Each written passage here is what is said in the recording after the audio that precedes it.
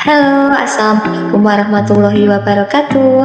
Berjumpa kembali dalam ruang kolaborasi modul 2.1 yang disusun oleh kelompok 1 JGP Angkatan 7 Kabupaten Pacitan. Dengan anggota kelompok Ibu Wiwin Eka Winarti dari SMP Negeri 2 Kebun Ibu Suyati dari SDN 2 Ketro Kebun dan Ibu Dian Aryuning Tias dari SDN 2 Worawari Kebun. Pada kesempatan ini kami akan menganalisis kasus yang ketiga, yaitu situasi 3 di SMP. Di mana skenarionya yang pertama adalah Pak Dudidam, seorang guru SMP, ingin mengajarkan murid-muridnya materi tentang iklan. Tujuan pembelajarannya adalah murid-murid dapat menangkap makna secara kontekstual terkait fungsi sosial, struktur teks, dan unsur kebahasaan dari iklan tentang produk dan jasa. Pak Dudidam lalu memberi skenario pembelajaran sebagai berikut. Yang pertama, diskusi seluruh kelas di awal pembelajaran. Pak Dudidam melakukan diskusi untuk memperkenalkan murid pada topik tentang iklan dengan menggunakan beberapa pertanyaan pemandu seperti: apa yang membedakan antara iklan dengan bentuk tulisan lain? Iklan apa yang benar-benar menarik untuk kalian? Apakah dibutuhkan biaya untuk membuat sebuah iklan? Jenis pekerjaan apa yang tersedia dalam periklanan? Kemudian, kerja individu, pasangan, atau kelompok kecil. Setelah itu, Pak Dudidam meminta murid melaksanakan kegiatan tulis, kemudian berbagi dengan pasangan, dan berbagi dengan pasangan lain. Yang pertama, secara individu murid akan diminta menulis 3 hingga 5 iklan yang menarik bagi mereka. Yang kedua, mereka lalu berbagi apa yang ditulis dengan satu teman lain secara berpasangan. Saat berbagi, mereka boleh menambahkan pendapat. Dan yang ketiga, setiap pasangan kemudian berbagi dengan pasangan lain.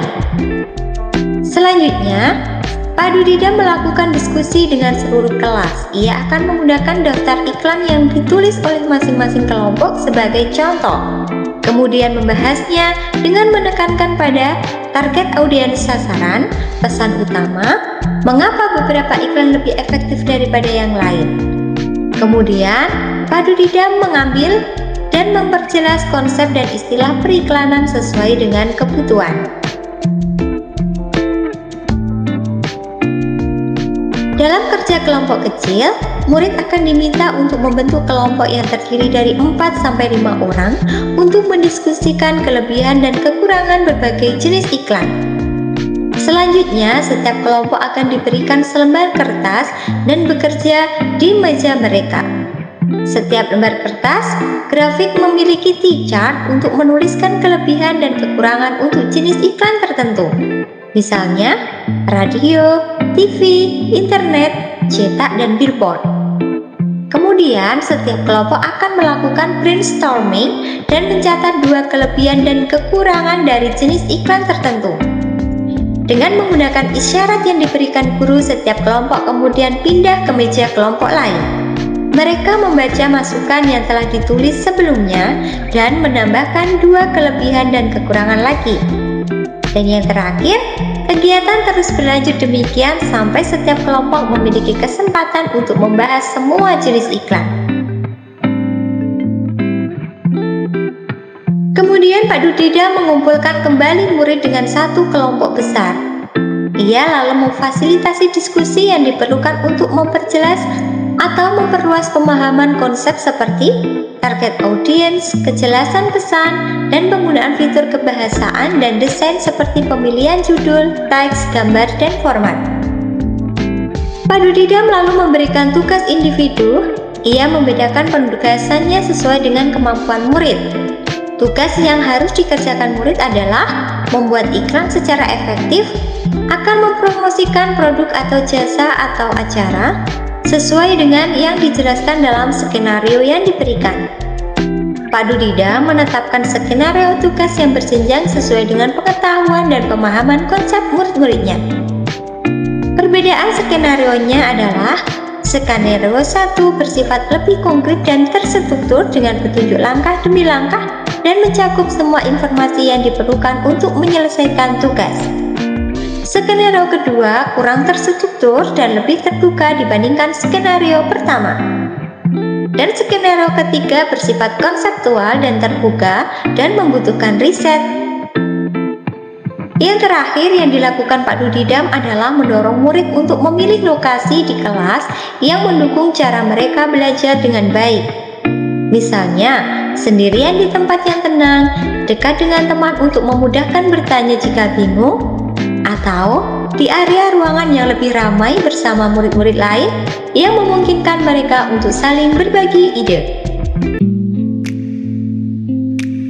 Bapak Ibu, dalam kegiatan kolaborasi atau diskusi kali ini disajikan 3 pertanyaan pemantik.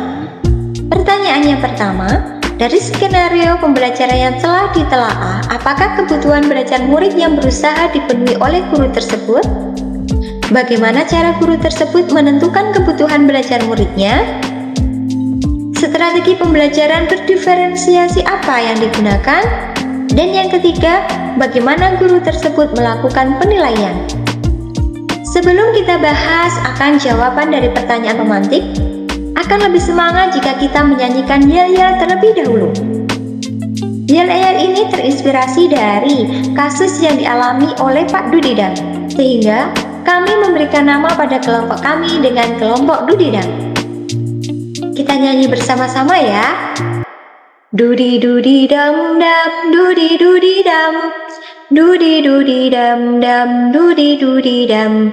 Kita kelompoknya apa? Dudi dam, Bu Ari lah fasilnya. Ada Ibu Wiwin, ada Bu Suyati, dan saya Budian. Selamat malam semua. Mari kita bahagia, diskusi gembira, penuh sukacita, tertawa hahaha. Dudi dudi dam dam, dudi dudi dam, dudi dudi dam dam, dudi dudi dam. Salam guru penggerak, tergerak, bergerak, menggerakkan. Baik, tentunya kita sudah kembali bersemangat dan akan kita lanjutkan pembahasan dari pertanyaan pemantik nomor 1 dan 3. Nomor pertama, dari skenario pembelajaran yang telah ditelaah, apakah kebutuhan belajar murid yang berusaha dipenuhi oleh guru tersebut? Dari skenario pembelajaran yang telah ditelaah, kebutuhan belajar murid yang berusaha dipenuhi oleh Pak Dudidam adalah yang pertama, kesiapan belajar murid. Kesiapan belajar murid adalah kapasitas untuk mempelajari materi konsep atau keterampilan baru. Yang kedua, minat murid. Sedangkan minat merupakan suatu keadaan mental yang menghasilkan respon terarah kepada suatu situasi atau objek tertentu yang menyenangkan dan memberikan kepuasan diri. Yang ketiga, profil belajar murid. Profil belajar murid mengacu pada cara-cara bagaimana kita sebagai individu paling baik belajar. Tujuan dari memperhatikan kebutuhan belajar murid berdasarkan profil belajar adalah untuk memberikan kesempatan kepada murid untuk belajar secara alami dan efisien. Bagaimana cara guru tersebut menentukan kebutuhan belajar muridnya? Dari skenario pembelajaran tersebut, Pak Dudidam berusaha memenuhi kebutuhan muridnya dengan cara yang pertama, kesiapan belajar murid dilakukan dengan pada saat diskusi seluruh kelas di awal pembelajaran, Pak Dudidam menggunakan beberapa pertanyaan pemandu dengan topik iklan dan membuat catatan penilaian ketika belajar di kelompok kecil dan kelompok besar. Yang kedua, minat murid dilakukan dengan cara secara individu murid diminta menuliskan 3-5 iklan yang menarik bagi mereka. Dan yang ketiga, profil belajar murid. Pak Dudidam mendorong murid untuk memilih lokasi di kelas yang mendukung cara mereka belajar dengan baik. Misalnya, sendirian di tempat yang tenang, dekat teman untuk memudahkan bertanya jika bingung, atau di area ruangan yang lebih ramai bersama murid-murid lain yang memungkinkan mereka untuk saling berbagi ide.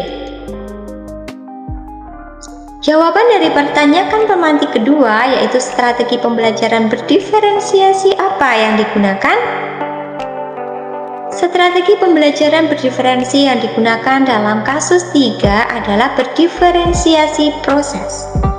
Diferensiasi proses adalah strategi dalam membedakan proses yang harus dijalani setiap siswa yang memungkinkan mereka untuk berlatih dan memahami isi konten.